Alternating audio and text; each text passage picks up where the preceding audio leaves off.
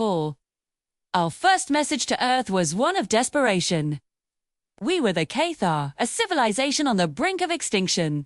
Our great starships, battered and broken, fleeing the relentless scourge. For centuries, they had hunted us across the galaxy, their only purpose, to consume, to annihilate. We had fought, oh, how we fought.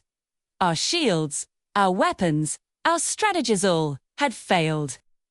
Our last hope was a faint blue dot in an uncharted system, a world teeming with a species known for its primitive, chaotic nature.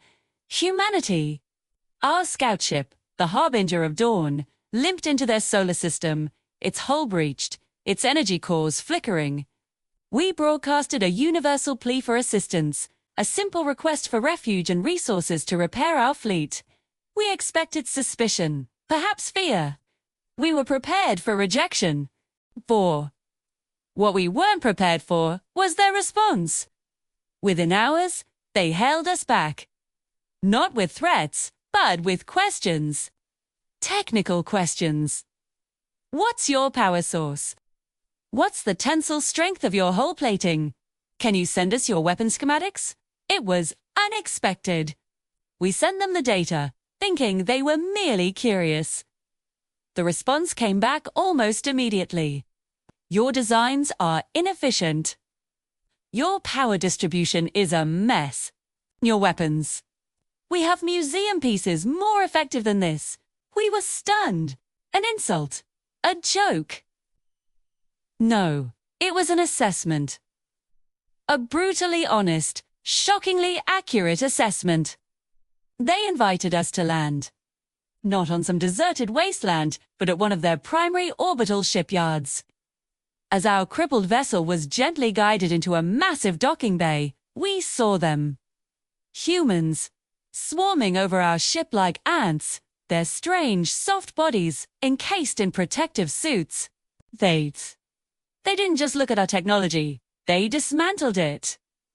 They took our plasma cannons, our kinetic barriers, our FTL drives, and laid them out on the hangar floor. Then, they started improving it. An engineer, a woman named Arise Thorne, picked up one of our plasma conduits. She tapped it, ran a scanner over it, and just laughed. "This is a bottleneck," she said to her team.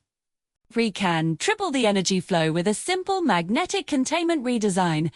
And this focusing crystal, it's horribly imprecise. Let's swap it for a synthetic diamond lattice." It was like this everywhere. They called our FTL drive a charmingly brute force approach before gutting it and installing something they called a warp bubble initiator, which not only was faster but used a fraction of the power. They looked at our depleted uranium slugs and replaced them with kiting microfusion-tipped projectiles that could phase through enemy shields. They called them smart rocks. They didn't just repair us, they rebuilt us. Our flagship, the Resilience, was transformed. Its sleek organic lines were now augmented with blocky, functional human additions. Railguns lined its spine, missile pods blossomed from its wings. And a strange, shimmering energy field, something they called a Geller field, replaced our old flickering shields. They explained it was for unstable dimensional travel, a concept that was utterly alien to us. While their engineers worked, their military leaders talked to ours. Our commanders explained the Scourge's tactics. Overwhelming numbers, swarming attacks, a complete disregard for their own losses. The human general, a man named Marcus Vance, listened patiently, nodding. When our commander finished, Vance pulled up a star chart. "So, they're predictable," he said, a strange glint in his eye. "They use sheer force to break you. They've never had to deal with an enemy that's just annoying. Annoying. We were fighting for our very existence. But the humans, they had a different philosophy of war. They introduced us to concepts like guerrilla tactics, strategic misdirection, feints, and something they called psychological operations. They taught us to use their newfound speed, not to run, but to dictate the terms of engagement. Hit and run. strike at their supply lines, turn their greatest strength, their numbers, into their greatest weakness. Then, they gave us the finishing touch. They installed a massive speaker system on the hull of every one of our ships. "What is this for?" our captain asked, bewildered. General Vance just grinned. "Trust me.